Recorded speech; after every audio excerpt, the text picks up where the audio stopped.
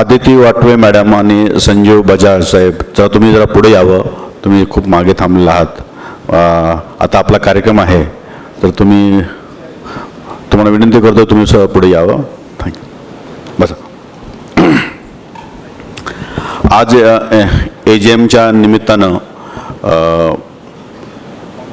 MBBAने नवी दिशा नवी आशा हा कार्यक्रम आयोजित केलेला आहे. ह्या कार्यक्रमामध्ये आज मागच्या वर्षी आपण सेल्ससाठी आपण हावरे साहेबांचा हा कार्यक्रम ठेवला होता झूमवर.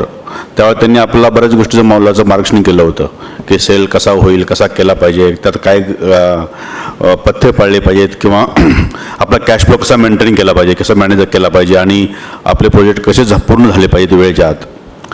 त्या दृष्टीने मॅनेजमेंट कमिटीमध्ये अध्यक्षांनी सांगितलं की आपला हा कार्यक्रम सेल्सची टीम किंवा सेल्स करताना ज्या गोष्टी लागतात ते म्हणजे डेटा आणि त्या डेटाचं ॲनालिसिस. ह्या दोन गोष्टी करण्यासाठी जोपर्यंत आपल्याला हा डेटा आणि डेटा जो मिळणारा डेटा कुठून मिळेल आणि तो डेटा मिळाल्यानंतर त्याचं ॲनालिसिस कसं करायचं आणि तो आपल्या कंपनीसाठी आपल्या प्रॉडक्टसाठी तो कुठं वापरायचा आणि आपण त्या क्लायंटपर्यंत कसं पोहोचायचं. आणि ह्या दृष्टीने आपल्याला आज मार्गदर्शन करण्यासाठी अनुरागच्या वाटवे मॅडम आणि JLLचे संजीव बजाज साहेब आपल्याला इथं आलेले आहेत. त्यांचा ह्या फील्डमधला खूप मोठा दांडगा अनुभव आहे आणि त्यांच्या अनुभवामधून आपला जो डेटा असतो तो डेटा मिळतो. आपण बघतो कित्येक ठिकाणी आपण डेटा घेतो, पण त्या डेटाचं पुढं करायचं काय हेच माहीत नसतं. आणि त्या डेटा जरा योग्य उपयोग नाही झाला, त्याचं ॲनालिसिस नीट नाही झालं तर त्या माहिती असून आपल्याकडं त्याचा उपयोग होत नाही. आणि मग आपण म्हणतो की आम्ही डेटा घेतला, खर्च केला, पण आमच्यावर काही अपेक्षित सेल झाला नाही किंवा आमचं कन्व्हर्जन झालं नाही आणि आपण ते जर व्यवस्थित पद्धतीने नाही वापरू शकलो तर त्या डेटाचा असूनही काही फायदा नाही. तर आता अनुरागची जी मॅडम आहेत वाटे मॅडम, त्या रीट आणि ह्याच्यामध्ये काम करतात, त्यांच्याकडे ते प्रेसिडेंट आहेत. बजाज साहेब JLLचे पुणे डिव्हिजनचे किंवा पुणे सिटीचे पुण्याचे मॅनेजिंग डायरेक्टर आहेत.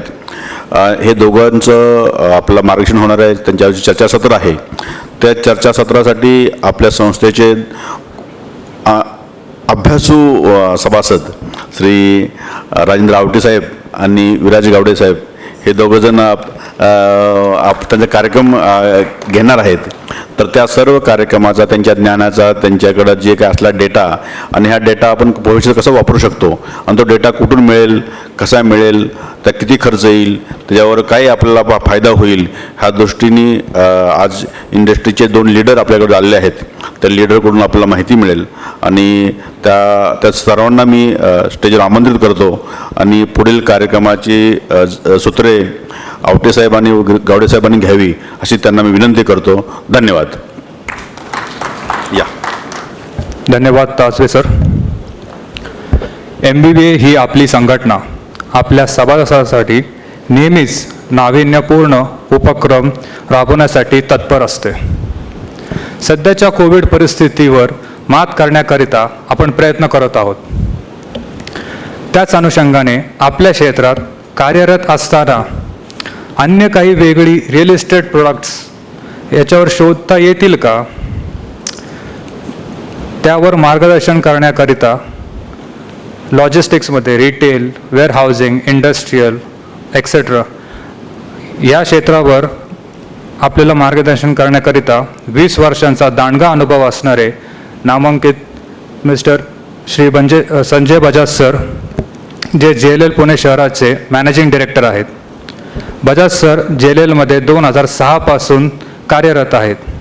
फॉर्च्यून 500 मधील असणाऱ्या कंपन्यांबरोबर त्यांनी काम केलेले आहेत. नाईट फ्रँक, RMZ कॉर्पोरेशन यासारख्या रिअल इस्टेट सर्व्हिसमध्ये त्यांनी मुख्य कार्यकारी पद भूषवले आहे. बजाज सर यांनी इन्स्टिट्यूट ऑफ मॅनेजमेंट एज्युकेशनमधून MBA केलेले आहे व कॉमर्स डिग्री नेसवाडिया कॉलेजमधून केले आहे. एवढेच नाही तर नामांकित IIM अहमदाबाद सारख्या इन्स्टिट्यूटमधून त्यांनी एक्झिक्युटिव्ह लिडरशिपचे प्रोग्राम केले आहे. मी बजाज सरांना विनंती करतो की त्यांनी कृपया व्यासपीठावर यावे. मी अंकुश आजबे सरांना विनंती करतो की त्यांनी बजाज सरांचा सत्कार करावा.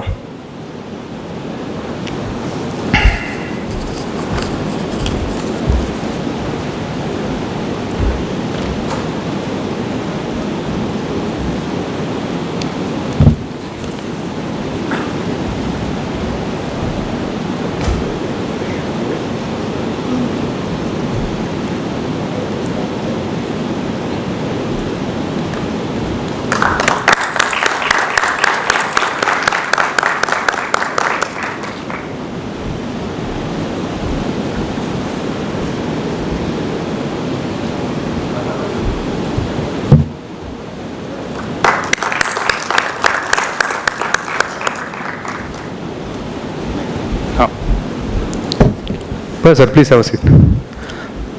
आजवर आपण रिअल इस्टेट व्यवसाय साचेबद्ध पद्धतीने करत आलेलो आहोत. बदलत्या काळानुसार तंत्रज्ञानाचा मुक्त वापरामुळे व्यवसायामध्ये स्पर्धा कैक पटीत वाढलेली आहे. आज डेटा आणि डेटा ॲनालिटिक्स ही काळाची गरज आहे आणि याचा वापर आपल्या व्यवसायामध्ये कसा करता येईल. जमीन घ्यायची तर कुठे घ्यायची, रेसिडेन्शियल कन्स्ट्रक्शन करायचे का कमर्शियल करायचे, विक्री करायची का लिझिंग करायचे, यावर मार्गदर्शन करण्याकरिता आपल्याकडे ॲनॉरॉक कंपनीमधून आशुतोष लिमय सर आणि आदित्य वाटवे मॅडम उपस्थित आहेत. कुठल्याही व्यवसायाचा मुख्य कणा हा आर्थिक नियोजन असते. फायनान्सबरोबरच डेटा ॲनालिटिक्स या नव्या तंत्राचा वापर करून सेल्स आणि सेल्स स्ट्रॅटेजी कशा असाव्यात, भविष्यात कशा अनुषंगाने त्याचा वापर करता येईल, याच्यावर विशेष अभ्यास केलेले आपल्याकडे आज आदिती वाटवे मॅडम आपल्याला मार्गदर्शक म्हणून लाभल्या आहेत. वाटवे मॅडम ॲनॉरॉक कंपनीचे investment sales and REIT advisory याचे प्रेसिडेंट आहेत. त्यांनी परांजपे कन्स्ट्रक्शन लिमिटेड आणि कोलते पाटील डेव्हलपर्स लिमिटेडमध्ये चीफ ऑपरेटिंग ऑफिसरचे काम केले आहे. वाटवे मॅडम या नामांकित इंडियन स्कूल ऑफ बिझनेस हैदराबादमधून MBA आणि doctor Bhanuben Nanavati college of आर्किटेक्चरमधून बॅचलर्स ऑफ आर्किटेक्चर केले आहे. मी अधिक वेळ न घेता वाटवे मॅडम यांना विनंती करतो की त्यांनी व्यासपीठावर यावे. मी नंदू घाटे सरांना विनंती करतो की त्यांनी वाटवे मॅडमचा सत्कार करावा.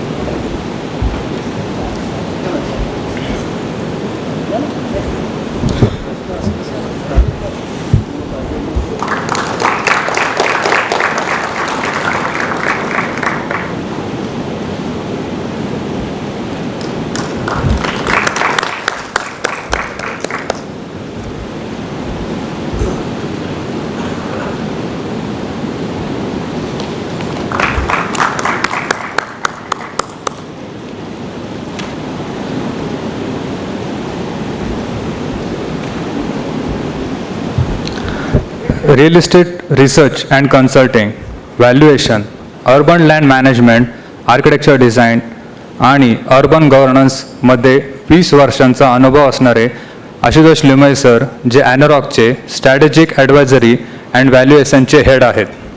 Limaye sir council of architecture, institute of town planner आणि ग्रेट ब्रिटनचे रॉयल इन्स्टिट्यूट ऑफ चार्टर्ड सर्वेअरचे मेंबर आहेत. लिमय सर यांनी मास्टर्स इन अर्बन प्लॅनिंग हे school of planning and architecture new दिल्लीमधून केले आहे. Bachelors of architecture PKPS college of architecture पुणेमधून केले आहेत.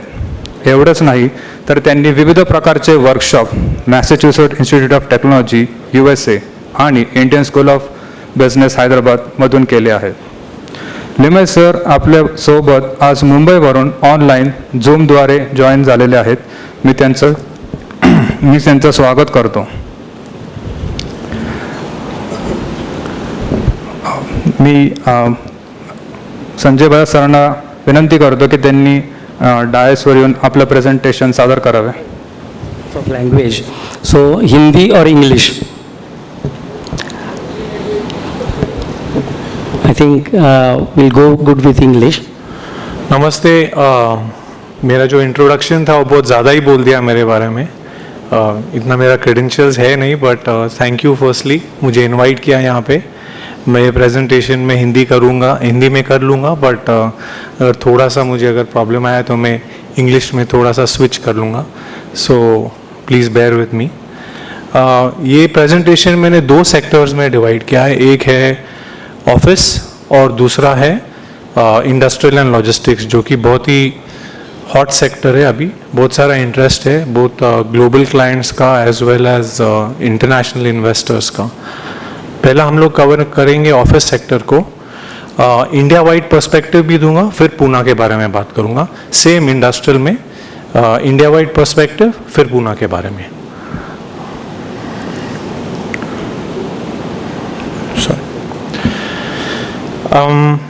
ये जो फर्स्ट स्लाइड है आप देखिए, जो नेट अब्जॉर्प्शन था 2020 में, अब्जॉर्प्शन यानी कि डिमांड के बारे में बात कर रहा हूं मैं. 2020 में नेट अब्जॉर्प्शन था ऑफिस का इंडिया का 12 मिलियन स्क्वायर फीट था first half of the year. अभी first half of the year में इंडिया का अब्जॉर्प्शन है 9 million square feet. So dip है, बट मैं आपको यकीन से कह रहा हूं कि एंड ऑफ द ईयर में ये ऑफिस अब्जॉर्प्शन चढ़ जाएगा, शूट अप हो जाएगा, 32 मिलियन स्क्वायर फीट तक पहुंच जाएगा, या 32 मिलियन स्क्वायर फीट तक इंडिया का अब्जॉर्प्शन पहुंच जाएगा, क्योंकि बहुत सारा आउटसोर्सिंग हो रहा है इंडिया में. सो ओवरऑल साइंस बहुत सा पॉजिटिव है, एंड मैं वो बाद में पैनल डिस्कशन में वो पॉइंट्स टच कर लूंगा, एंड मेरे फाइनल समरी में बात करूंगा क्या क्या रीजंस है. पुणे का अगर आप अब्जॉर्प्शन देखिए, नेट अब्जॉर्प्शन 2020 में 1 मिलियन था. ये जो ग्राफ देखिए यहाँ पे जो मेरा कर्सर है, 1.2 मिलियन है 2000 H1 यानी कि first half of the year में. So basically absorption slowly climb हो रहा है, बट ईयर एंड तक अगर 2020 का ईयर एंड अगर आप याद करेंगे या मैं आपको डेटा दूंगा तो करीबन 3 मिलियन स्क्वायर फीट था. Poona absorption 2020 office was 3 million square feet. ये साल मेरे हिसाब से 4 मिलियन तक पहुंच जाएगा, और पीक में वो 6.5 मिलियन स्क्वायर फीट था 2019 में. सो 2019 में 6.5 मिलियन स्क्वायर फीट, 2020 में आ गया वो 3 मिलियन स्क्वायर फीट में, 2021 में अब वो स्लोली मूव कर रहा है, फॉरवर्ड मूव कर रहा है 4 मिलियन स्क्वायर फीट. तो आप देख रहे हो रिकवरी चालू हो चुका है, वापस आईटी कंपनीज का हायरिंग हो रहा है. आप देखिए ये साल अब अगले 3 या 4 साल में प्रोजेक्शन है कि 2 लाख आईटी प्रोफेशनल्स हायर करने वाले, 2 lakh IT professional. 4 lakh IT professionals ने रिजाइन किया यूएस में. 4 लाख, अगर मैं 4 लाख आईटी प्रोफेशनल्स का ट्रांसलेशन करूं, यानी अगर 2 लाख जॉब्स होने क्रिएट कर रहे हैं इंडिया में, यानी कि 20 मिलियन स्क्वायर फीट का डिमांड आएगा आईटी सेक्टर का. न्यू कंप्लीशंस का अगर मैं बात करूं, आप देखिए सप्लाई भी आ रहा है, बट एक ही पॉइंट है मेरा, जो भी सप्लाई आ रहा है ये है इंस्टीट्यूशनल ग्रेड ए सप्लाई. इस पे मैं थोड़ा सा 1 मिनट स्पेंड करूंगा. इंस्टीट्यूशनल ग्रेड ए सप्लाई क्या है? इंस्टीट्यूशनल ग्रेड ए सप्लाई का मतलब ये है, अपॉर्चुनिटीज के बारे में भी बात करूंगा. सर ने बात किया कि एसआर सर ने बात किया कि हम लोग के लिए भी अपॉर्चुनिटी है. गोदरेज का आपने बात किया, पूर्वंकरा का भी बात किया. वो एक सेक्टर के बारे में था, शायद आप रेजिडेंशियल का रेफरेंस कर रहे थे या, पर ऑफिस का सेक्टर जो बहुत ही स्पेशलाइज्ड है, ऑफिस लॉजिस्टिक्स, वहाँ पे लार्ज स्केल आईटी पार्क्स पे ज़्यादा फोकस रहता है. 90% ऑफ जो भी डिमांड रहता है वो आईटी पार्क्स में जाता है. एंड अभी का जो भी इन्वेस्टमेंट्स हो रहे हैं वो Blackstone, K Raheja Corp, Godrej, RMG Corp, Embassy, Panchshil, ये सारे डेवलपर्स अभी फोकस में है.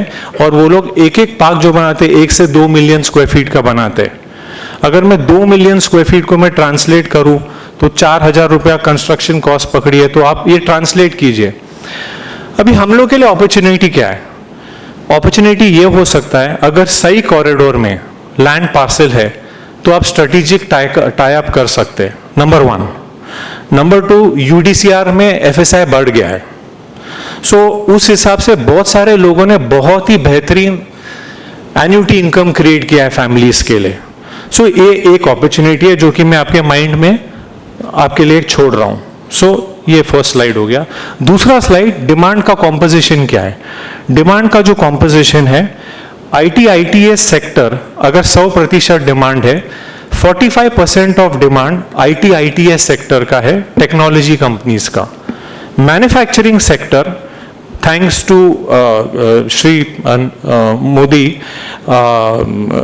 प्राइम मिनिस्टर विजन, आप देखिए यहाँ से 12% से 15% तक डिमांड चढ़ गया है आत्मनिर्भर भारत के इनिशिएटिव से। सो मैन्युफैक्चरिंग सेक्टर है 15%, ITES है 45%, बैंकिंग फाइनेंशियल सर्विसेज 9% है, बट पूना में बहुत ही स्ट्रांग है बैंकिंग फाइनेंशियल सर्विसेज और फिनटेक कंपनीज, इसका डिमांड बहुत ज्यादा स्ट्रांग है पूना में।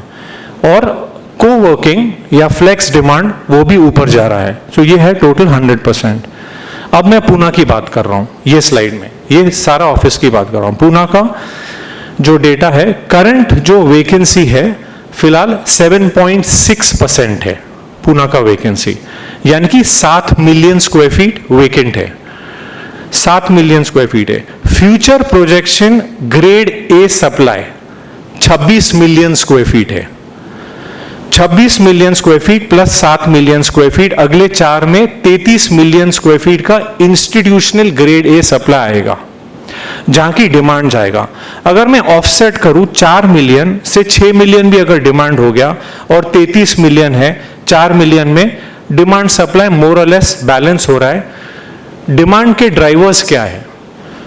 ई commerce, banking financial services, IT/ITES, that में सर्विसेज कंपनीज, ये बहुत क्विकली ग्रो कर रहे हैं। So these are the growth drivers for this particular sector. कौन से मार्केट्स में सप्लाई का शॉर्ट है, किधर और डिमांड है? हिंजेवाड़ी में 4 मिलियन का सप्लाई है, इधर प्राइस पॉइंट सबसे कम है, करीबन 30 से 40 रुपए पे 30 to 45 रुपीज है। और सप्लाई, ये तो करंट सिर्फ 3-4 साल का मैंने बोला है, बट एक्चुअली 10 मिलियन का और पाइपलाइन है यहाँ पे। तो हिंजेवाड़ी में सबसे ज्यादा सप्लाई। एक माइक्रो मार्केट है जहाँ पे सबसे कम सप्लाई है पूना में, वो है बानेर बालेवाड़ी। यहाँ पे सिर्फ 2 मिलियन का सप्लाई है और साल का 2 मिलियन का डिमांड आता है। 2 मिलियन का सप्लाई और 2 साल का 2 मिलियन का डिमांड। फिर से मैं एक ही बात कह रहा हूं, अपॉर्चुनिटी हम लोग के लिए क्या है एज डेवलपर्स? अगर लार्ज स्केल लैंड पार्सल है तो there can be a strategic partnership. Number 2, eastern corridor में कोरेगांव पार्क, कल्याणी नगर में 7 मिलियन का डिमांड आ रहा है और खराड़ी में 10 मिलियन का डिमांड आ रहा है। और ये 3-4 ट्रेंड मैं क्विकली बात करूंगा इसके बारे में। एक है डिमांड अभी ऊपर आ रहा है, मैंने कारण ऑलरेडी बता लिया। Focus clearly grade A supply के बारे में, ग्रेड ए पे है। ग्रेड बी कैंपसेस पे कोई नहीं, कोई ग्रेड बी कैंपसेस में जाता नहीं है। तीसरा है, बहुत सारे टेनेंट्स पहला क्या करते थे, खुद ही केपेक्स करते थे, यानी कि इन्वेस्टमेंट्स खुद करते थे। बट अभी वो लोग फ्लेक्स ऑपरेटर्स या कोवर्किंग ऑपरेटर्स के साथ पार्टनरशिप्स कर रहे हैं। और फिलहाल अगर आप कैंपसेस का वैकेंसी या ऑक्यूपेंसी देखोगे सिर्फ 5% है, 95% खाली है, फिर भी वो लोग जगह ले रहे हैं। क्यों? क्योंकि वैक्सीनेशन जब तक होता नहीं है, जब तक वो लोग काम पे आएंगे नहीं। जैसे ही वैक्सीनेशन ड्राइव कंप्लीट होएगा, आप देखोगे कि लोग काम पे वापस आ जाएंगे। तो वैक्सीनेशन जैसा जैसा बढ़ते जाएगा, लोग काम पे वापस आते जाएंगे। काफी स्टडी किया हम लोग ने, वर्क फ्रॉम होम का क्या इम्पैक्ट होएगा, उसके प्रॉब्लम्स क्या है, एसोसिएटेड प्रॉब्लम्स क्या है, psychological issue, all that, benefits क्या है, प्रोज एंड कॉन्स करके हम लोग का फाइनल प्रोग्नोसिस या एनालिसिस ये रहा है कि करीबन 20% इम्पैक्ट आएगा कमर्शियल रियल एस्टेट पे। बाद में मैं बात कर लूंगा कॉन्वर्जेशन पे। और आगे का जो ऑफिस डिजाइन होगा वो कंप्लीटली अलग होगा, उसका ज्यादा फोकस होएगा कोलैबोरेशन और टीम वर्क पे। अब मैं टच करूंगा लॉजिस्टिक्स और इंडस्ट्रियल पे। ये सेक्टर का अगर आप देखिए तो स्टॉक आप देखिए कितना क्विकली ग्रो हो गया है। एकदम डबल हो गया है 5 साल में। 118 मिलियन स्क्वायर फीट का स्टॉक था। आप जो रेड बार देख रहे हैं, रेड बार, वो ग्रेड ए सप्लाई है, और जो ग्रे बार देख रहे हैं वो है ग्रेड बी सप्लाई। दोनों को जोड़ूं तो 118 मिलियन से 240 मिलियन हो गया है पिछले 4 साल में। पर वेकेंसी परसेंटेज अगर आप देखिए तो सिर्फ 10% पे, यानी कि 24 मिलियन स्क्वायर फीट खाली है, साल का 30-35 मिलियन का डिमांड है। तो अगर दोनों को काउंटर बैलेंस करो तो 1 साल का भी वेकेंसी नहीं है, तो ज्यादा कुछ वेकेंसी नहीं है। आगे का प्रोजेक्शंस है 120 मिलियन स्क्वायर फीट का स्टॉक आएगा 3-4 साल में। अगर मैं वो ऐड भी करूं, पर डिमांड यहां पे बहुत ही क्विकली चेंज हो रहा है। आप यहां पे देखिए, डिमांड था 13 मिलियन स्क्वायर फीट 2016 में, डिमांड आप देखिए 2019 में 36 मिलियन स्क्वायर फीट, 3 गुना हो गया ये सेक्टर में, ट्रिपल। तो ऑफिस का डिमांड 5 से 6% CAGR में जा रहा है, लॉजिस्टिक्स इंडस्ट्रियल सेक्टर का डिमांड जा रहा है 10 से 15%। इतना रैपिडली चेंज हो रहा है, क्यों, उसके बारे में मैं बाद में बात करूंगा। 36 से आ गया कोविड के इंपैक्ट में, because of supply chain disruption 22 million. पर अभी जो पॉलिटिकल इक्वेशन हुआ है, चाइना +1 डिसरप्शन, पूरा वर्ल्ड ने रियलाइज किया है कि चाइना पे ओवर डिपेंडेंस नहीं करना है हमें, चाहे सर्विसेज रहे चाहे मैन्युफैक्चरिंग रहे। एक क्लियर वर्डिक्ट है कि इंडिया को इसमें फायदा बहुत ज्यादा होने वाला है। और आप स्टॉक मार्केट्स का रैली देखिए या कोई भी एंगल से आप ये एनालाइज कीजिए, आईटी में ग्रोथ देखिए, मैन्युफैक्चरिंग में ग्रोथ देखिए, एफडीआई इन्वेस्टमेंट्स देखिए मैन्युफैक्चरिंग में, डोमेस्टिक कंपनीज का इन्वेस्टमेंट देखिए मैन्युफैक्चरिंग में, बेहतर बहुत ग्रोथ है। $60 बिलियन ऑलरेडी इन्वेस्ट हो चुका है डोमेस्टिक कंपनीज का मैन्युफैक्चरिंग एंड लॉजिस्टिक्स सेक्टर का सिर्फ 1 साल के अंदर। $16 बिलियन का एफडीआई इन्वेस्टमेंट्स हो गया। तो ये सेक्टर बहुत क्विकली आप देखोगे कि इन्वेस्टमेंट्स चढ़ते जाएंगे। जो डिमांड का ब्रेकअप देखूं तो 60% सिर्फ third party logistics and e commerce players का है। ई कॉमर्स है 22%, जो कि आप फ्लिपकार्ट, अमेजॉन, वो 22% का अब्जॉर्प्शन है। और थर्ड पार्टी लॉजिस्टिक्स प्लेयर्स जो कि अपने कस्टमर के लिए जगह लेते हैं, वो जगह लेते हैं अपने कस्टमर के लिए, वो लोग 35%, वो सबसे ज्यादा जगह लेते हैं। कस्टमर उनको आउटसोर्स करता है बिजनेस, वो उनके लिए जगह लेते हैं। और बाकी के अलग सेक्टर है, इंजीनियरिंग, ऑटो, एंसिलरी, उनका करीबन 20% है, वाइट गुड्स 8%। सो ये है डिमांड का कॉन्स्टिट्यूशन। अब मैं पुणे को एक स्लाइड में समराइज कर लूंगा सिर्फ। मैं पहला ऊपर का जो पार्ट है वो स्टॉक का है। स्टॉक 12 मिलियन का 30 मिलियन स्क्वायर फीट हो गया 2016 से 2021 में। वेकेंसी अगर आप पुणे का देखिए तो 13 से 14% है। सबसे ज्यादा डिमांड पुणे का चाकन माइक्रो मार्केट में। चाकन माइक्रो मार्केट में 66% का टोटल डिमांड है और टोटल स्टॉक है। नेट अब्जॉर्प्शन अगर मैं आपको बताऊं तो नेट अब्जॉर्प्शन पुणे में करीबन साल का 4 मिलियन स्क्वायर फीट होता है, 4 से 5 मिलियन स्क्वायर फीट। डिमांड के ड्राइवर्स क्या है? ऑटो एंसिलरीज, इंजीनियरिंग, ये सबसे, बाकी का इलेक्ट्रॉनिक्स, वाइट गुड्स, वो रंजनगांव एरिया में ज्यादा है। एंड ऑफ कोर्स अभी growth in e commerce also that is also contributing to demand. And total अगर मैं बाइफिकेशन करूं तो 50-50% पे डिमांड का ब्रेकअप होता है। 50% logistics and e commerce and 50% manufacturing, engineering, auto ancillaries. So ये है quick bifurcation between India office, India manufacturing and logistics. Thank you.